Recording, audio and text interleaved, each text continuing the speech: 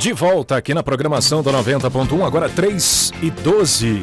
3h12 da sua sexta-feira, 23 de setembro, ano 2022. Estamos em mais uma sexta-feira com o podcast do Dr. Gustavo Triani, que seja bem-vindo mais uma vez. E as nossas convidadas de hoje, as psicólogas clínicas Isabela Borges de Souza e Claudiana Lage, e as residentes também da Medicina da Família e Comunidade, da Atenção Primária à Saúde, Letícia Gonçalves Caldeira e Mariana Melo Franco, Viviane. É o Movimento de Valorização da Vida. Estamos aí no Setembro Amarelo. Sejam bem-vindas e bem-vindo, Dr. Gustavo. Boa tarde às nossas convidadas e ao Dr. Gustavo também. Todas, agradeço a presença de cada um e gostaria de saber um pouco do currículo de cada uma, né, para se apresentar para a gente. Também. Eu sou a Letícia, sou médica e médica residente em Medicina de Família e Comunidade aqui na Universidade Federal de Ouro Preto. Estou, então, no meu segundo ano de residência e atualmente estou atuando no posto de saúde da Bauxita. Muito bom. Eu sou Isabela, sou psicóloga clínica, formada em 2016. Trabalho na clínica mesmo, tem alguns projetos de saúde mental, com foco mais na situação mais vulnerável, né? E eu acho que é isso. Bom, boa tarde, meu nome é Juliana, eu sou formada pela Universidade FUMEC em 2014. Tenho o meu próprio consultório na cidade de Belo Horizonte e aqui em Ouro Preto tive e ainda tenho uma parceria com a UFOP, atendo bastante alunos e tudo mais. Essa parceria é com a Prace, né? Tem uma lista parceira, né, de vários terapeutas, vários psicólogos. Sou criadora de um círculo de mulheres. É fantástico. Sim, com apoio e temas terapêuticos, né, para desenvolver em grupo, que também tem uma parceria com outro projeto da UFOP, que é a Andorinhas. Bom, de maneira geral é isso. Eu tenho especialidade em terapia cognitivo-comportamental, depois eu fiz especialização em gestalt terapia e muito bom. Várias outras também, mas enfim, não é muito ao caso. Muito bom, Juliana. Que prazer te ter aqui, que Igualmente. prazer ter todas vocês, gente. Eu sei que cada experiência que cada uma traz aqui é muito rica, né? Principalmente quem trabalha com a saúde da comunidade, da família. A gente sabe que, por exemplo, no CAPS que eu trabalho, a situação de vulnerabilidade social é um dos principais impeditivos de uma saúde mental de qualidade, né? A gente tem que tratar o paciente dessa forma integrada, até para conseguir fazer um acompanhamento longitudinal com esse paciente na área também, porque muitas vezes esses pacientes eles acabam virando nômades, né? Porque tem essa quebra do circuito familiar, esse paciente acaba saindo de alguma forma da rede e fica mais difícil ainda fazer o acompanhamento dele. E vocês conseguem ver isso assim dentro do posto, no dia a dia de vocês aqui também? Nossa, com certeza. Assim, quando eu penso, né, sobre a nossa temática de valorização da vida, uma das coisas principais que eu percebo na minha prática de fonte de adoecimento são só ou questões relacionadas à estrutura familiar que está fragilizada, que está de alguma forma, né, estremecida, os papéis reestabelecidos, ou então dentro da questão socioeconômica, né, de que o indivíduo está. Então eu penso assim, se a gente quer hoje valorizar a vida e prevenir o adoecimento, a gente tem que pensar em investir em educação, em garantir alimento, em garantir condição de vida básica, né, para as pessoas. E eu acho que é um ótimo caminho para a gente promover saúde. Sim, e como eu falei, mínimo aqui, na verdade mínimo não, né? Eu acho que é o suficiente para trazer dignidade a essa pessoa, né? Exatamente, eu acho que é o que as pessoas precisam para partir daí para a gente poder falar em oportunidade, né? Antes da pessoa ter o que comer, se ela ter a tranquilidade de onde dormir e o que ela vai fazer no dia seguinte, né? Ter um hábito mesmo, ter um trabalho. Eu acho que muitas vezes também falta oportunidade para essa pessoa que tem vulnerabilidade maior. Nesse sentido, eu acho que o mercado de trabalho se fecha muito, tem uma marginalização muito grande desses indivíduos e que acabam perdendo a oportunidade. Dessa forma, acabam adoecendo em todos os sentidos, né? Eu acho que acaba primeiro sendo o adoecimento mental e depois questões secundárias, como comorbidades, né? Então, assim, vocês também conseguem ver isso, assim, essa questão no consultório de vocês, principalmente nessa questão de trabalhar com esse circuito de mulheres? Você tem essas mulheres em vulnerabilidade também? Bom, esse ciclo de mulheres começou com uma ideia e eu chamei a Isabela para trabalhar em parceria comigo. Então, assim, quando a gente fala em saúde mental, a gente volta nessa questão de subsistência. O que é preciso entender é como a sociedade funciona em relação a mulheres, especificamente. Nós temos vários movimentos sociais que desqualificam a mulher, né? Seja numa forma majoritariamente machista. Então, assim, quando essas mulheres entram nesse processo de adoecimento, machismo é só um exemplo, tá, gente? Tem várias outras formas, né? Então, quando a gente entra nessa questão, a gente está dizendo que essas mulheres são violentadas de alguma forma. Seja fisicamente, seja emocionalmente, financeiramente. De todas as formas. Também, né? Pode ser de todas juntas ou Sim. fragmentadas, enfim. Que então, acontece com frequência, né? Muita frequência, né? Infelizmente. Sim. É mais comum do que a gente imagina, mas são tipos de violência que a gente nem fala muito sobre. Então, às vezes, as mulheres estão passando por aquilo ali e nem sabem que estão passando por aquilo. Sim. Então, a gente trabalha muito também de mostrar, olha, isso é uma violência. Vocês estão passando. Sim. Mas aí, assim, né? Quando a gente entra nesse adoecimento mental, existem vários esquemas cognitivos que a gente pode mencionar em relação à violência. Um dos esquemas cognitivos são como a gente estrutura um pensamento para chegar na desesperança. A gente tem uma diferenciação entre sentimento e emoção. Emoção são de natureza externa ou interna que provocam algo em mim. Tristeza, felicidade, amor, raiva, reativa, ansiedade. Né? Não somente reativa, né? Porque a gente tem coisas boas, né? Felicidade e tudo mais. Mas quando a gente fala em saúde mental, a gente precisa discernir o que é uma emoção de um sentimento, né? Até para chegar na parte da desesperança, que é onde a pessoa realmente se auto-infringe alguma coisa, né? Então, a gente tem um conjunto de emoções que atravessam a nossa existência, que a gente experimenta, e os sentimentos vêm se a gente fragmenta a palavra, né? Ele atravessa a nossa existência com algum sentido, com algum significado. Então, quando a gente fragmenta emoção de sentimento, quando a gente distingue emoção de sentimento, a gente consegue entender o que atravessa a nossa existência, o que nos dá motivo, que são os sentimentos, para fazer algo, e o que a gente experimenta através desses motivos, né? Raiva, amor, ansiedade, tristeza. Então, e a gente, por esse conjunto de esquemas, né, a gente chega no esquema cognitivo, de muitas vezes eu não faço as coisas porque eu quero. Porque quando atravessa a minha existência, não tem motivo. Eu faço porque o outro quer de mim, eu não consigo dizer não. E em várias instâncias, né? Vem culpa, vem um processo ansioso. E esse conjunto de emoções me leva a uma desesperança. É nesse lugar que a pessoa chega num ato de violar a própria vida, né? Aí poderíamos, inclusive, fazer outro tipo de pergunta. Por exemplo, se a gente tem um esquema cognitivo montado dentro da psicologia, como que a gente pode ajudar essas pessoas? Né? Se a gente está falando de valorização à vida. Dentro desse esquema cognitivo, muitas vezes as pessoas procuram uma rede de apoio. E, usualmente, deixa eu voltar só um pouquinho, num parênteses. Quando a gente é criança, a gente aprende várias coisas com a nossa família. Né? Isso, dentro desse aprendizado, tem uma junção de crenças que a gente chama na psicologia. Crença é como se fosse aquela linha de código do computador, que você bota para rodar e o computador obedece. Sim. Fazendo alguma coisa. É um circuito de configuração que a gente tem mental.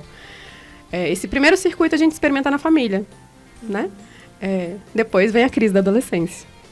Né? A crise da adolescência, ela é assim, olha, experimentei um tanto de coisa aqui com a minha família, agora eu tô rodando na vida, no mundo, e vi que o jeito da minha família não é o único. E agora? O que eu faço com isso? Pronto, aí vem a crise da adolescência, né? E aí eles começam a questionar tudo, porquês e tudo mais. Nesse momento, você cria contato com a sociedade de uma forma muito diferente da forma infantilizada. Então, se a gente está falando de saúde mental, se a gente está falando de atos que violam a própria vida, essa rede de apoio que você cria desde a adolescência, ou a forma com que você se relaciona com as pessoas, é uma rede de apoio. E isso a gente nem chegou na parte dos profissionais da saúde. Sim. A gente está falando de coisas básicas, subsistência, que é círculo de amizade, círculo de contato. Sim. Ah, mas a família não provém? Provém, né? Provém bastante. Mas, usualmente, as pessoas procuram muito os amigos, outras formas de contato, exatamente por causa das dores que vêm da fase infantil. E um foco de idealização também, né? Exatamente. O que acaba sendo um grande problema, assim, que eu vejo nas comunidades, algumas crianças que elas crescem tendo todos esses problemas sociais sérios, graves, e aí ela vê como que ela vai entender que é indo pra escola que ela vai matar a fome dela, entendeu? Que a escola não é uma coisa que vai dar um futuro para ela. Como é que ela vai pensar no futuro se ela tá com fome agora? O que é que vai resolver isso? Com certeza. E dessa forma eu acho que acaba limitando também a criança achar que ela pode de fato ter a profissão que ela quiser ter, aquilo que ela almeja de acordo com as habilidades que ela tem. Só que, na verdade, ela acha que isso é impossível ou inalcançável. Mas Aquilo talvez não é pra seja. ela. Mas talvez seja, porque se a gente está Muitas falando vezes de são. vulnerabilidade social, a gente está falando de uma sociedade desigual, Sim. né? Dentro dessa ideia de sociedade desigual, a gente tem distinções com aquilo que é possibilitado através da nossa realidade, com aquilo que eu acesso através da nossa realidade, né? Uma universidade federal, uma universidade particular, uma escola particular desde a infância, ou uma escola pública desde a infância. Isso faz toda a diferença com como eu experimento o mundo. A creche.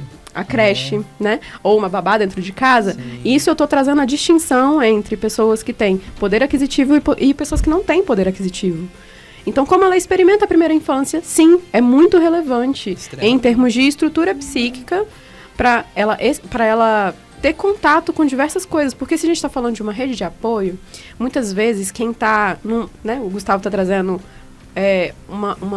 um ponto anterior até o que eu estava mencionando, né? Ele está trazendo assim, você está mencionando pessoas que conseguem formular uma rede de apoio, mas e as pessoas que não conseguem? As pessoas que não tiveram oportunidade, seja por causa de estudo, seja por causa de socioeconomia, e aí, como é que faz? Bom, aí a gente entraria numa questão muito maior do que nós vamos debater aqui, eu imagino né? Que é política. Mas, enfim, não adentremos tanto, porque o foco aqui é saúde mental. Mas, hoje, na nossa sociedade, a gente tem diversos recursos, seja em creche, seja em escola pública, e em diversos outros lugares, CAPS, CREAS, CERSANS, que possibilitam as pessoas a acessar alguma rede de apoio fora de somente subsistir, ou pessoas que também não têm tanto poder aquisitivo. Né? Esses são os lugares onde as pessoas vão conseguir acessar algum tipo de ajuda fora do poder aquisitivo. Porque isso é para quem não tem. Né? Sim. Uhum. Mas propósito também é difícil falar para quem não tem subsistência. Sim. Né? Bom, de maneira geral é isso. E se a gente está falando de valorizar a vida, as redes relacionamentais são fundamentais para qualquer tipo de valorização da vida.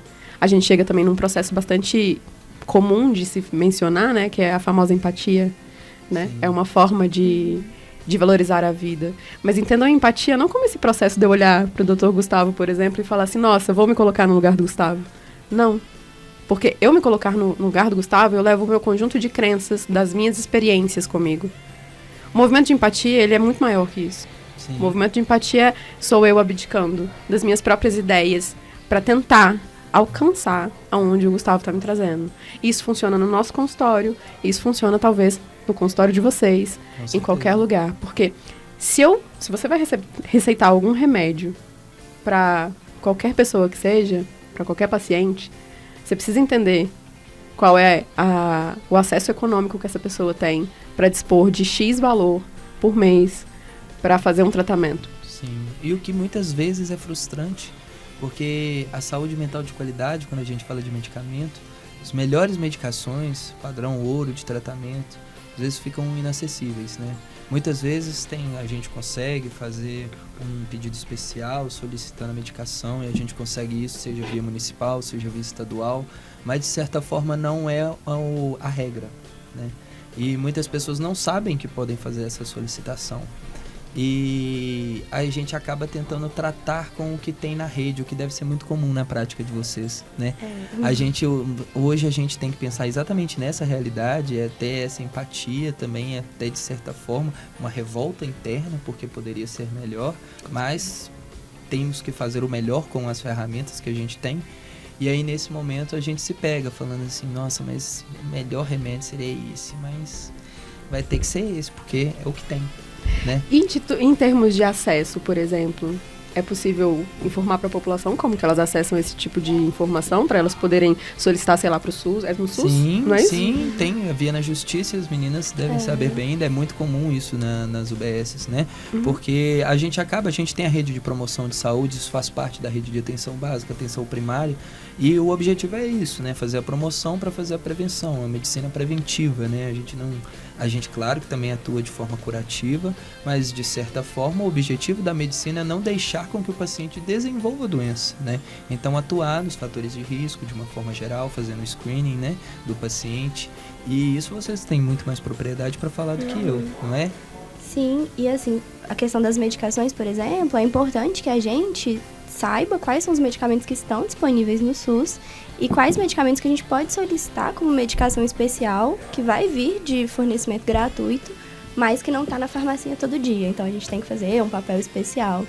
É importante que a população saiba que pode perguntar, mas assim, acho que antes que as pessoas perguntem, o ideal é que todos nós que estamos trabalhando na saúde pública saibamos sobre isso, né? E tenhamos essa sensibilidade. Não é só passar o medicamento e pronto, entregar a receita e meu papel tá feito, né? Então, assim, eu tenho que saber qual que tem para comprar, qual que tem no SUS, qual que precisa comprar. Se precisa comprar, eu preciso saber o preço, eu preciso compartilhar com a pessoa se ela tem como comprar ou não. Eu preciso garantir que se ela não tiver como comprar e essa for a única opção, que ela tenha acesso a esse medicamento. Porque tudo isso é direito, né? Assim, saúde é direito. Saúde mental é direito de todo mundo. O princípio do SUS, né? É o dever do Estado. Né? Sim, direito e é nossa todos, responsabilidade cuidar disso e garantir isso para as pessoas. Então, é muito grande e muito importante. E aí, do que você estava dizendo, Juliana, me veio uma lembrança importante, que é de quando a gente tem aquele mito grande, né, de que quem quer morrer não fala nada. E, na verdade, as pessoas dão muitos sinais. E aí, nessa construção da rede de apoio e de entender quem é essa rede de apoio, tanto pessoal quanto a rede de apoio do sistema de saúde, do sistema no geral, né, não só da saúde, que a gente tem que ter ferramenta para identificar esses sinais e proteger essa pessoa também, assim. Queria saber como é isso para vocês. Olha, talvez a primeira ferramenta seja ouvir. E não escutar, também para mim tem uma diferença. Se eu escutar, eu tô num modo tão desconectado, sabe? É aquela coisa que passa a informação e eu nem sequer registro. Mas ouvir de um lugar tão mais profundo dentro da gente, né? É como se eu tivesse... É como se eu me abrisse para receber uma informação. E o que eu faço com essa informação? A oitiva de pessoas ao nosso redor, ela é tão fundamental.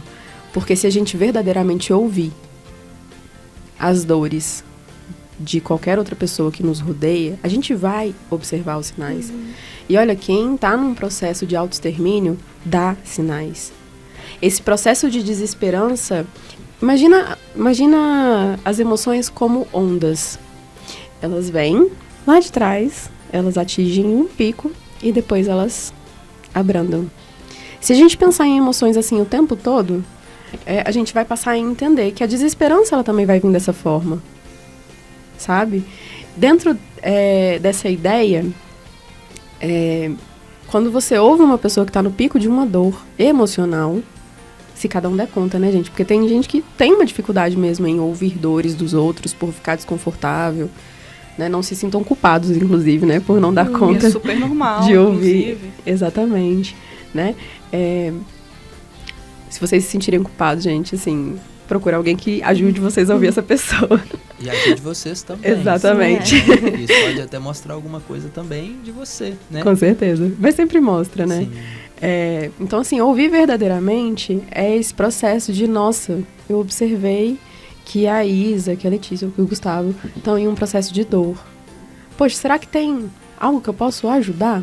Porque entendam também, ninguém salva ninguém. A pessoa me dá um espaço no consultório para ajudá-la. E qual é a ajuda que um psicoterapeuta fornece? Primeiro de tudo é o acolhimento da própria dor. E assim como funciona na medicina, a primeira coisa é lavar o machucado, não é? Sim. É a mesma coisa na psicoterapia. A gente lava a dor. A gente ouve a dor. A pessoa expurga emocionalmente através do verbo a dor. Ou através do corpo também, né? Porque a pessoa chega no consultório, tem toda uma postura corporal que você consegue observar isso. Isso eu falo o tempo todo no consultório, na hora que o paciente senta na minha frente. É o que eu, inclusive, falo principalmente para os pacientes que eu atendo de forma online. Geralmente eu gosto que pelo menos o primeiro atendimento seja presencial. Por quê? Porque o corpo fala. E o corpo fala muito mais do que a boca, né? Então, assim, a gente sabe que 90% da nossa linguagem é uma linguagem não verbal. E os outros 10% não são todos que dominam. E você imagina por quê? Porque ela tem alguma questão interna, alguma questão, um recalque maior relacionado a isso. Talvez ela não teve a oportunidade de falar um dia, mas com certeza é uma causa multifatorial também. Provavelmente. Mas se a gente observa como funciona a infância da imensa maioria geracional, minimamente da nossa geração, gerações anteriores, a gente passa a entender por quê. Na nossa sociedade é super desenvolvido a psique. Uma criança hoje em dia começa a estudar com 3 anos de idade. 3 anos, gente. 3. Já pararam pra pensar nisso? Como é super valorizado a ideia de que um cérebro desenvolve inúmeras coisas. Então é muito mais por esse lado. Somos super desenvolvidos, psiquicamente falando, na forma de pensar. Tanto que temos o adoecimento mental, né? Nós não somos muito preparados emocionalmente para lidar com todas as nossas dores. A tolerância emocional, o limiar que as pessoas suportam é muito pouco. E isso vem da infância. Até os 7 anos de idade você está ensinando para uma criança como lidar com isso, né? Você pega uma criança de 3 anos de idade que está com medo do bicho-papão embaixo da cama. Vocês já imaginaram como que é ensinar para essa criança a lidar com isso? E a gente está falando de tolerabilidade emocional, por isso que eu tô dando esse exemplo, sabe? Você pega na mão dessa criança e fala assim, então, cadê o bicho? Aí você vai lá no quarto com ela agacha na cama, te mostra. Nossa, não tem bicho. Qual é a frase adaptativa que essa criança usa? Porque tem um adulto aqui, ele não vai aparecer, né? Então, aí você tá vendo em tempo real essa criança formular uma crença, né?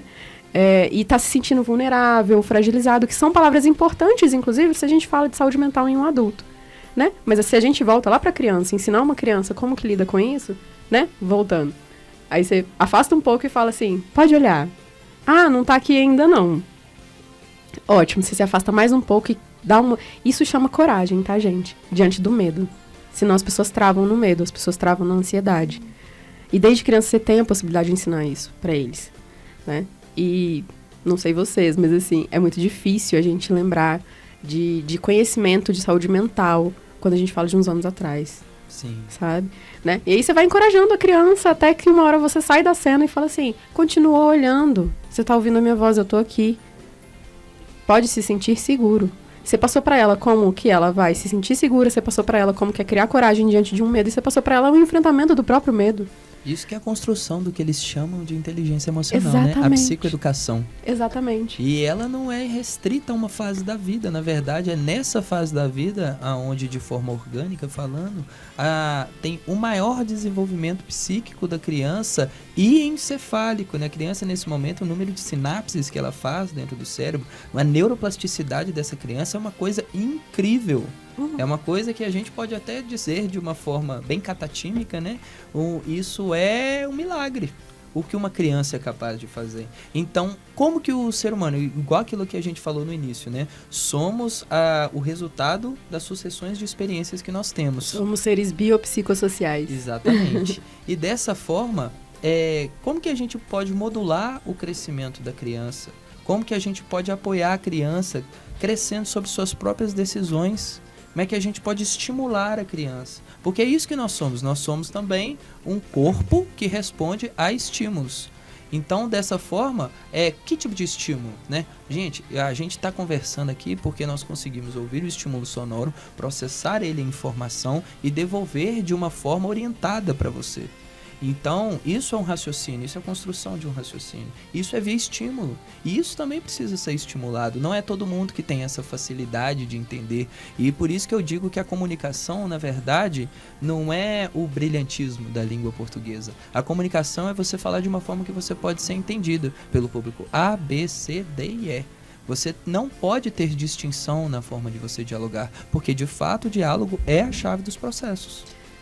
Mas é muito difícil, né? A gente estava falando agorinha de pessoas que subexistem, né? Sim. Quando a gente não tem esse tipo de processo na infância, a gente passa a ter que arrumar essa ferramenta enquanto adulto.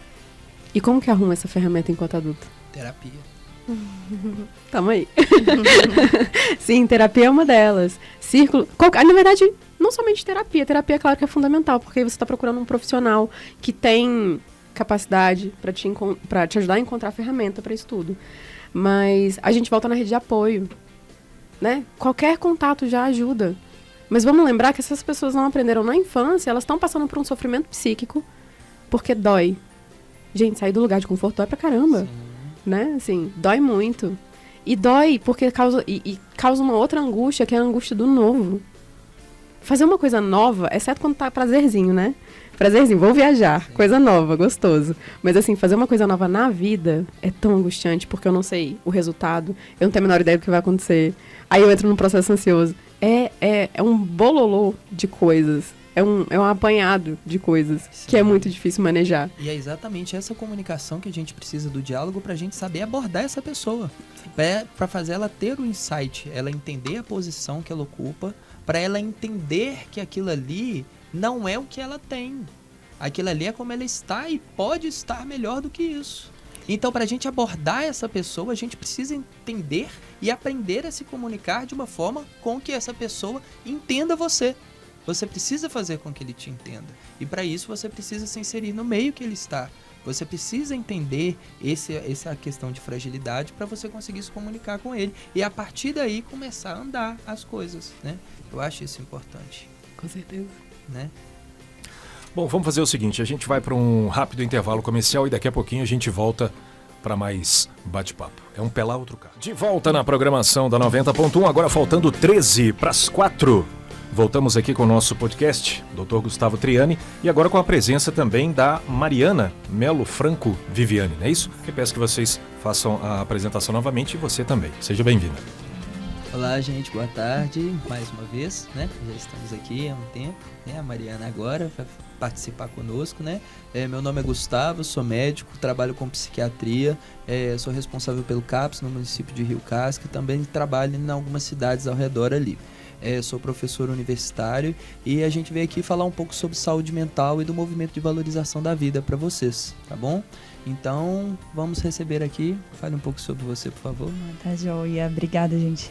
Eu sou Mariana, né? Mariana Viviane, eu sou, assim como a Letícia que estava aqui na mesa anteriormente, sou médica também, sou médica residente em Medicina de Família e Comunidade, estou no meu 2º ano pela UFOP e atualmente eu atuo em Cachoeira do Campo, no Complexo de Saúde, faço parte da equipe do Bem Viver. É um distrito daqui de Ouro Preto. Muito bom. Isabela? Sou Isabela, sou psicóloga, formada em 2016 na FUMEC. Sou psicóloga clínica especializada em Gestalt terapia. Boa tarde, meu nome é Juliana.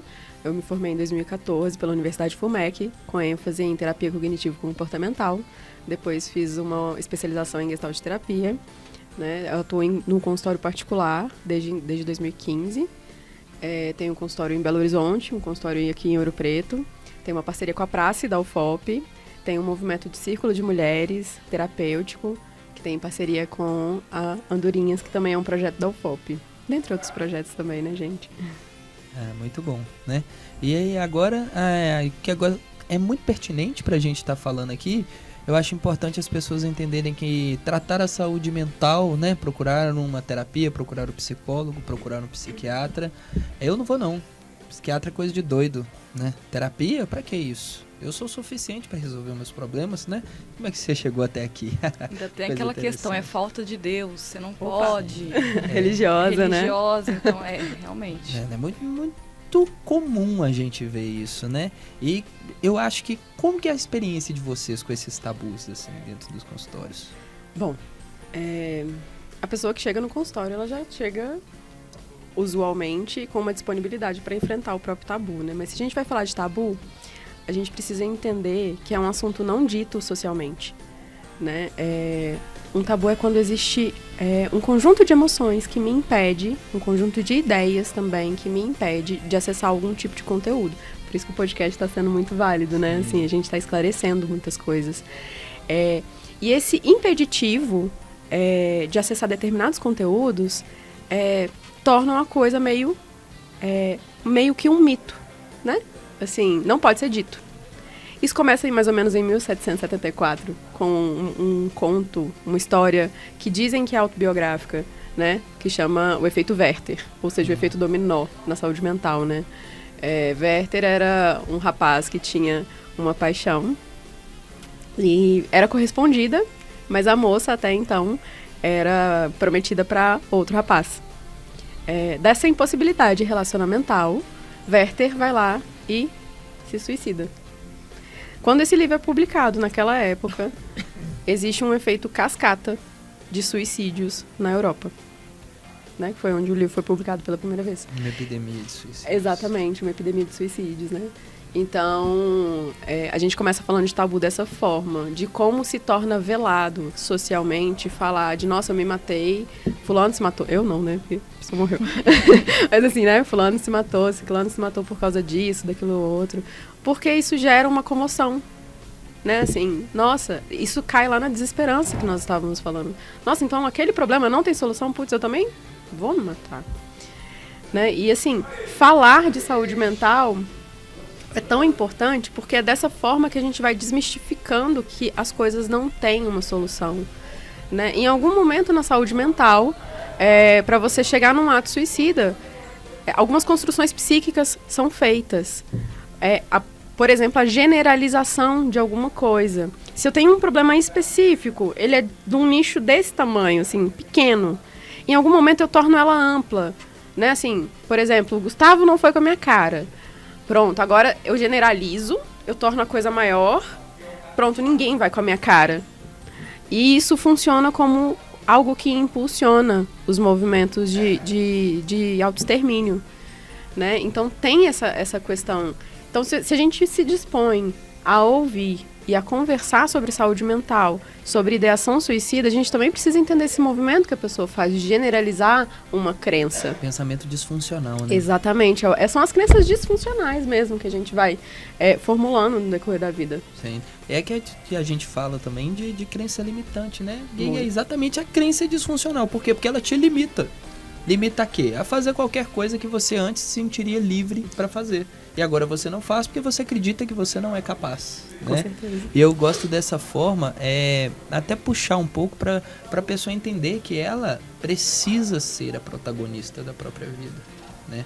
Eu acho que, claro que precisamos acolher, precisamos dar o apoio, mas antes de tudo a gente não pode falar para a pessoa o que ela precisa fazer. Né? Nós não estamos nessa posição. Nós estamos lá para fazer com que a pessoa entenda, né, que ela processe as questões da vida dela, as suas experiências, o que trouxe ela até aqui e o que vai levar ela adiante. Né? Com certeza. Então, a responsabilização, né? Exatamente. Por si, né? Pelo próprio querer, né? Exatamente. Porque o movimento da culpa, ele é um pouco disso, né? Alguém quer algo de mim. Se eu sempre faço, se eu nunca consigo dizer não, como que será quando eu falho? Né? Em relação àquilo que o outro quer de mim. Mas se eu ficar conectado o tempo todo, socialmente, com o que as pessoas querem de mim, eu me desconecto de mim mesma. Então, nesse aspecto, né, tanto os remédios ajudam. Eu costumo dizer que o remédio na saúde mental, ele funciona como uma muleta. Né? É uma angústia psíquica e emocional gigantesca que a pessoa não consegue manejar de forma nenhuma no verbo, né, no nosso consultório.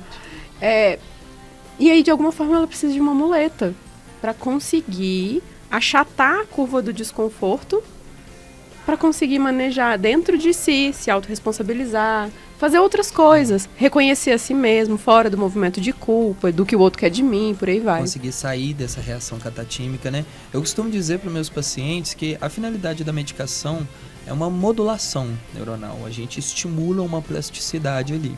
E ali a gente precisa manter esse estímulo durante o período. Por quê? Porque se a gente tirar, esse estímulo não é forte o suficiente para se manter sozinho.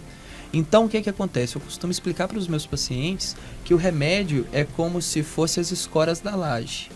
E o que acontece se você tirar a escora antes da hora? A laje cai. Então, você precisa construir e solidificar sua laje para futuramente ser possível com que a gente tire as escoras e você seja capaz de se sustentar sozinho. E muito falando nisso, não é só a medicação que faz isso.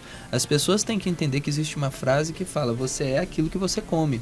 E de fato, nós precisamos de nutrientes, nós precisamos de uma série de vitaminas, minerais que funcionam como cofatores desse processo. Então não adianta eu só te dar um inibidor de recaptação de serotonina se você não tem serotonina para ser recaptada. E aí como é que a gente faz? A gente precisa ver o paciente de uma forma holística. O médico não trata doença, o médico trata pessoas. Então a gente precisa ver de todos os espectros, a gente precisa olhar de todos os pontos para entender esse paciente. E muitas vezes é o que a gente consegue acompanhar num paciente que a gente vai dar alta do CAPS, por exemplo. Dar alta do CAPS porque o CAPS é um serviço de urgência e emergência. Esse paciente vai ser manejado ali durante o período de crise, de contenção de crise. A gente vai dar o segmento na permanência dia com esse paciente. Eventualmente, se necessário, ele passa a noite no hospital e retorna no dia seguinte, né? Mas um momento, a nossa ideia é que esse paciente seja reinserido. Até que essa é a ideia da luta antimanicomial, né? A gente não quer institucionalizar, a gente quer socializar esses pacientes. E aí eles voltam para a área e como que você percebe a receptiva da sociedade desse paciente que volta? Como que eles acolhem ou eles têm um olhar diferente? Olha, eu vou falar com base na minha experiência, assim, como, né, profissional de saúde, como médica. Eu percebo que há muito estigma, assim, né? Parece que a pessoa, a partir do momento que ela teve no CAPS, ela sai com uma tatuagem, né, de louco, assim, na testa. Mas eu acho que, pelo menos, assim, no ambiente que eu tô inserida hoje, eu acho que a nossa equipe, a gente faz esse exercício, assim, de acolhimento, né? A gente fala sobre isso, né? Porque, como médica de saúde da família, né, na atenção primária, a gente recebe de tudo um pouco, né? Então, assim, pensar no adoecimento mental, a gente tem que pensar que não é uma coisa tão simples, né? Assim como o adoecimento físico não é, saúde mental também não é. E aí quando chega uma pessoa que tá lá, tô com uma dor na coluna, e às vezes a gente não para pensar, e como que é o processo de trabalho dessa pessoa? Uma pessoa que fala, não consigo dormir, eu tenho insônia. Como que é a condição de moradia dessa pessoa? A pessoa que fala, eu tô com uma dor abdominal. Qual que é o acesso à alimentação que essa pessoa tem? Então, assim, eu acho que a gente que está ali recebendo de tudo um pouquinho, a gente tem que ter esse cuidado, né, esse olhar. Eu sinto que há muito estigma nessas pessoas que voltam, que estão ali, mas eu sinto que, pelo menos na minha experiência, a gente consegue dialogar, né? Então, assim, a gente consegue dialogar com o CAPS, se a gente tem algum paciente que está mais agudo. Precisa dialogar, né? Sim. Então, assim, tem essa comunicação, eu acho que isso funciona bem. Sim. Então, a gente está sempre discutindo os casos, né? Tem um matriciamento em saúde mental. Extremamente importante o matriciamento, né? Sim. Exatamente para essa condução também no território do paciente que está saindo dessa situação de crise, que está voltando. É muito difícil, principalmente, a gente tem alguns fatores que a gente consegue perceber, principalmente lá na realidade que eu trabalho, que muitas vezes o paciente ele chega das clínicas de reabilitação, né, chega do serviço terciário, de uma institucionalização no hospital de referência, e por conta de AD, por exemplo, que é álcool e drogas, né? E no dia seguinte, ou no mesmo dia, muitas vezes, esse paciente já está no bar, bebendo de novo, né? Então, isso assim, a gente sabe que é um problema de saúde mental, mas a gente vê uma fragilidade social grande aí, né? Esse contato dessa pessoa que é um dependente químico, é um dependente psíquico daquela substância, né? Muitas pessoas falam que, não, porque a sociedade está ficando mais frágil por conta do adoecimento mental que a sociedade vem progredindo. Muitas vezes eu faço que, sim, pode de certa forma estar diferente, porque são realidades diferentes, né? No mundo de antes, né? Aquele famoso conflito de geração. Mas hoje eu digo que agora as coisas têm nome, né? Agora não é tudo alcoolismo, agora não é tudo doido. né? Agora, o alcoólatra, ele é alcoólatra, mas ele é proveniente de um processo de ansiedade crônico não tratado, um processo depressivo crônico não tratado, né? Que gera a dependência como uma comorbidade, mas a morbidade principal que está sendo negligenciada. E a partir do momento que isso começa a ser tratado epidemiologicamente falando, a gente consegue perceber que é muito alto esse número, e aí assusta. E aí a culpa, né, muitas vezes, uma decisão catatímica da sociedade, é sua que está fazendo. Só tem esse número alto porque você está catalogando. Se você parar, o número para, né? Então, eu acho que não. Eu acho que é importante a gente trazer mais isso, a gente falar mais sobre isso, para as pessoas procurarem, para as pessoas não serem subtratadas, para as pessoas não serem negligenciadas, para elas entenderem que isso não é o normal, que não é essa qualidade de vida que ela merece ter, né? E o apoio que a gente pode dar para ela dentro disso. E vocês conseguem acompanhar muito isso, ver essa limitação da pessoa dentro da própria crença, que ela não pode ir além daquele ponto, porque ela não é merecedora de tal sucesso, por exemplo? Tem toda uma intolerância, é até familiar, é um estigma que, pelo menos na clínica, eu vejo muito que um paciente, um cliente com uma saúde mental, uma esquizofrenia ou com qualquer outro que seja problema, ele chega muito trazendo a seguinte queixa: a minha família não entende, minha família é intolerante. Então, até para um núcleo familiar ou até com certos amigos, ele sofre um estigma gigantesco, e isso vai inibir completamente ele buscar um medicamento, ele buscar uma terapia, ele buscar uma roda, e ele, de alguma forma, se conectar com aquilo ali. Então, eu acho que é imprescindível também a gente tratar a sociedade como um todo. Não só o paciente ali, mas a família, os amigos, porque, querendo ou não, o tabu ainda é muito gigantesco em cima de qualquer doença mental. Depressão é brincadeira que as pessoas falam. Falta de trabalho. Falta de Deus, falta de qualquer coisa que seja. É sempre uma falta, né? É colocado como se o adoecimento mental é uma falta. É o conceito muito de transferência contra transferência de Freud, né? E usando um pouco a parte de Nietzsche, como uma sociedade como organismo vivo, né? A gente consegue ver a projeção dessa pessoa. Tipo assim, aquela pessoa tá sentindo tudo aquela agonia que aquela outra pessoa no momento de explosão está passando, né? Tá naquela situação direta de uma catarse. E você simplesmente fala: olha, eu sinto isso tudo que você está sentindo, mas eu tô aqui reprimindo isso tudo dentro de mim, por que você não consegue? Eu aguento, absurdo, né? Eu né? aguento. E é exatamente isso, é o espelho, né? E não que as pessoas façam isso de uma forma consciente, né? Mas isso é a força do recalque, né? Aquilo que você não suporta no outro, talvez seja aquilo que você pratique no seu dia a dia, seja quem você é, aquilo que você não suporta em você, né? E muitas vezes a gente tende também a transferir para os nossos pais também muito dessa questão, né? A gente tentar pensar e falar: eu detesto que meu pai faça isso. E geralmente é exatamente aquilo que a gente faz, muitas vezes. Bom, aí a gente volta um pouquinho na construção social de cada um. Como não aprender com o exemplo? Sim. Né? Enquanto seres biopsicossociais, ou seja, tem a parte biológica, tem a parte psicológica e tem a parte de sociabilidade. Né? Então, se a gente aprende com eles. A gente pode não gostar do que a gente está aprendendo, mas a gente aprende. Né? E se a gente fala de saúde mental, que sofre tanto preconceito na vida adulta, imagina numa criança. Né? Toda saúde mental, seja inclusive, por exemplo, autismo leve. Vocês já pararam para pensar que uma criança que sofre de algum adoecimento psíquico é tida como mau comportamento? Não é validado, não é? Não é validado. Não é uma situação de saúde mental. Sim. É mau comportamento. Aí é a criança que é horrível, os pais que são horríveis, alguma coisa nesse sentido. Né? Então, quando a gente fala de números também, a gente precisa incluir isso nos números. Porque é desde muito cedo que você está dizendo para essa criança que ela não vai ser ouvida. E aí a gente está formulando uma crença de que ela nunca vai ser ouvida. Aí cai exatamente no que eu estava dizendo agorinha. Assim, em algum momento eu generalizo a crença para justificar o que eu estou sentindo, até para compreender o que eu estou sentindo. Né? Quando eu generalizo, eu caio numa desesperança profunda e caio na tentativa de autoextermínio. Porque eu tenho uma fraqueza, né? Então, para quê? Tem que ser E forte. entenda a fraqueza como um processo de dor. Sim, Né? exatamente. Que a gente pode ser fraco, Não a tem gente problema. pode ser vulnerável, não tem problema nenhum. A questão é a gente não saber lidar. É não conceber. Porque na nossa sociedade ninguém concebe hoje em dia o quanto a gente é vulnerável nas relações. E se eu não quero ser vulnerável, gente, não se relacione. Sim. Porque, por exemplo, aqui eu estou em vulnerabilidade. De que forma? Eu estou expondo o meu trabalho. Então, se aqui o que eu estiver expondo, nenhum de vocês estiver respeitando, eu estou abrindo uma lacuna da minha vida. E, de todas as formas, qualquer tipo de relação traz isso. Traz algum tipo de vulnerabilidade.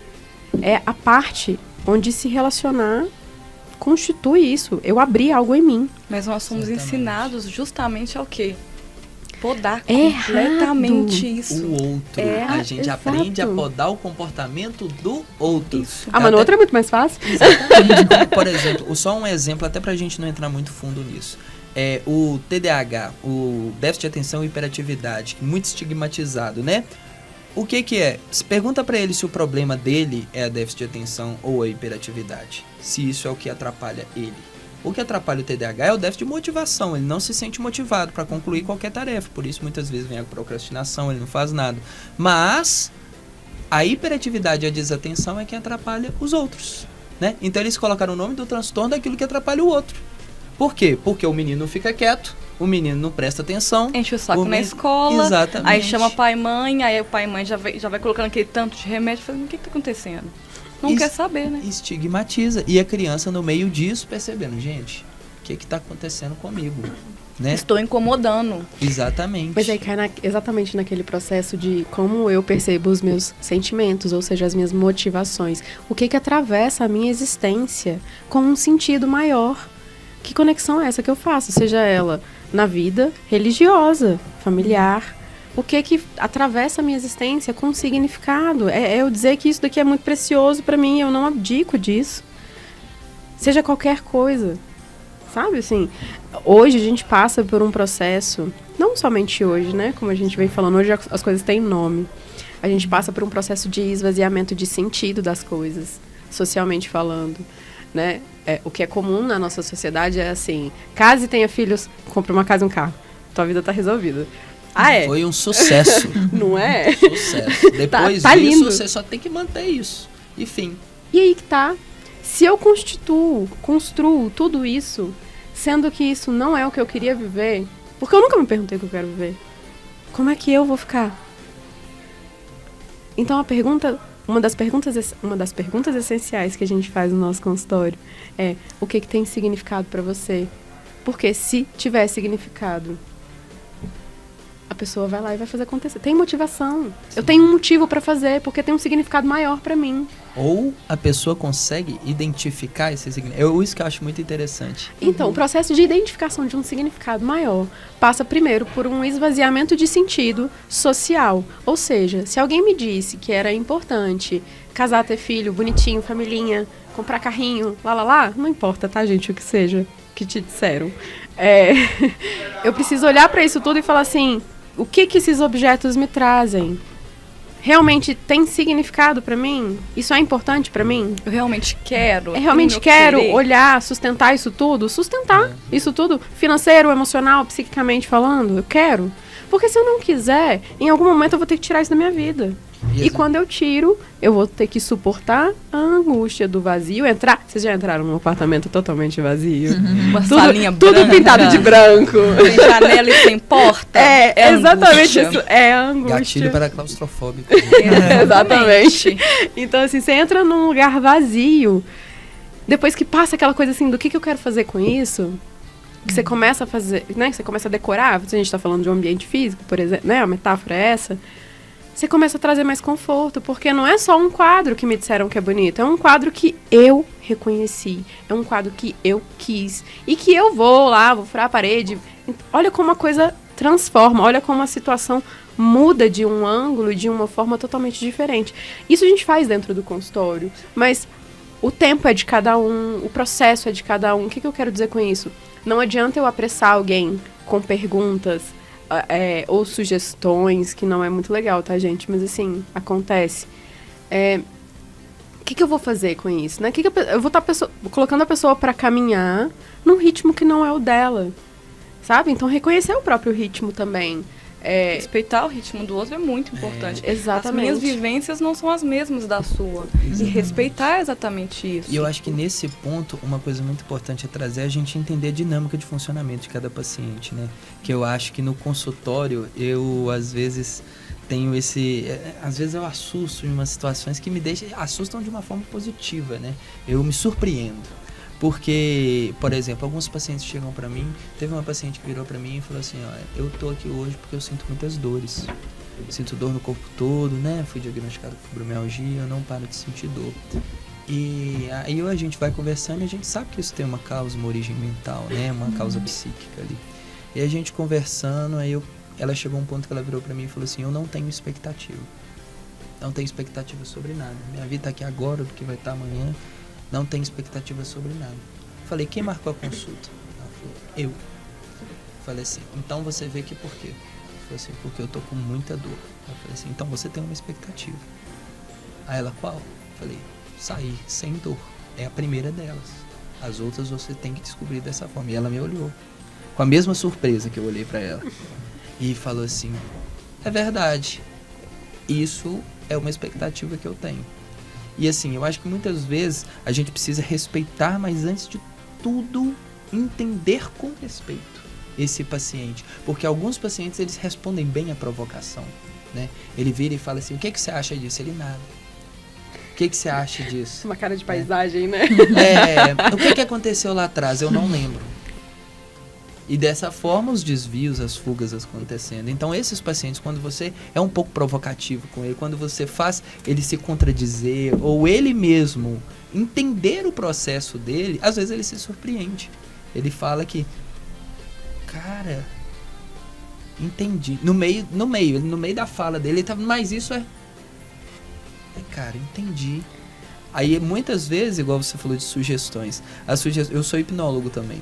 E aí a gente trabalha muito com sugestões, só que não sugestões diretas. A gente faz sugestões de situação para que a paciente reaja, né? A gente observar. E até o princípio da abreação, né? Dessa quebra definitiva do recalque, aquele momento de flutuação através do inconsciente, né? E nesse momento eu consigo perceber que o paciente, ele de fato, ele se despe ali, né? Fica o paciente psiquicamente exposto. E dessa forma a gente consegue conduzir, as pessoas às vezes ficam com dúvida, o que é hipnose, né? Você vai, né? É outro tabu, né? Vou sair andando pelo meio da rua aí, vou fazer as coisas que me mandaram fazer e eu não quero fazer. Na verdade, hipnose não é isso. Hipnose é um rebaixamento do nível de consciência, né? Leve, onde a pessoa fica num estado de transição entre sono e vigília. Um estado de transição, né? Um estado de transe. E é isso. E nesse momento o paciente, ele não perde a sua capacidade de julgamento crítico, mas ele também faz um embaçamento. Você coloca uma cortina no consciente dele. Então ele não consegue... Aquilo que o protege é o consciente, a armadura que ele cria. Na hora que você desfaz isso ou que você embaça, você favorece a associação livre desse paciente, né? Na Gestalt terapia a gente nomeia isso como o ego, né? Que é aquilo que está acordado o tempo todo. E tem aquilo que está no self, pairando pelo self, né? E aí isso funciona como se eu tivesse umas viseiras na minha visão periférica, onde eu não conseguisse absorver um conceito ou algo sobre mim mesmo que paira no self, né? E o trabalho da terapia é exatamente através da fala, desmistificar e integrar. Só que, como você mesmo disse, existem vários processos, né, de projeção, né, eu vou usar conceitos gestálticos, né, egotismo, retroflexão, deflexão, que nada mais são do que fuga, eu não vou entrar em contato com o outro, eu vou fugir, enfim. É muito, né, retroflexão é quando acontece alguma coisa fora de mim, eu olho e internalizo isso, e ao invés de me expressar, eu volto para mim. Mobilizar minha energia completamente para mim. Exato. Isso. Aí na psicanálise chama... Enfim, as teorias psicológicas, elas conversam muito entre si, de formas diferentes. Muitas são baseadas no outro. Por exemplo, a própria psicanálise, ela se desenvolveu a partir o Freud não conseguiu fazer hipnose, né? E criou a psicanálise. Mas, então, gente, dessa forma, até pelo nosso A Gestalt tempo, também. A Gestalt é uma treta entre o Pels e o Freud. Exatamente. Eles vão lá, tem uma briguinha. O pensamento divergente é fantástico, Não né? é? Cria Aí o coisas Pels, ele pega maravilhosas. alguns conceitos psicanalíticos até pra montar um pouco da Gestalt. Sim, muito bom. Então, gente, eu gostaria de agradecer a presença de todos vocês aqui, tá joia? Isso foi muito rico, a gente dividir essa experiência, a gente dividir toda essa informação que a gente tem. Importante deixar para vocês a comunicação, né? A gente está no mês de Setembro Amarelo, a campanha de prevenção ao suicídio e do movimento de valorização da vida, tá? Se você sentir necessidade, por favor, ligue 188 no Centro de Valorização da Vida, 190 na Polícia Militar, 192 para o SAMU e 193 para o Corpo de Bombeiros. Você não está sozinho, existe uma solução. Vamos conversar? Então, gente, agradeço muito a todos vocês, tá? Agradeço, Satine, e podem se despedir também, gente. Bom, eu queria agradecer a todos, amigos e pessoas que estão nos ouvindo, pacientes, enfim. Foi uma troca muito rica, né? E estou sempre à disposição para o que as pessoas que procuram ajuda precisarem. Muito obrigado. Agradeço também e dizer que você não está sozinho. Que qualquer coisa, você tem os profissionais que podem te ajudar. Acho que é isso. E agradeço também, gente. Foi muito bom estar aqui, escutar vocês também. Acho que a gente está sempre aprendendo junto. E reforço tudo que o pessoal já falou, né? Que você não está sozinho. Obrigada. Muito obrigado. Olha, agora 4h16, a Real FM também agradece às convidadas, se é que me permitem chamá-las apenas pelo primeiro nome, Isabela, Giuliana, Letícia e Mariana, e também ao Dr. Gustavo Triani. Até a próxima, e quando precisarem, a Real está à disposição.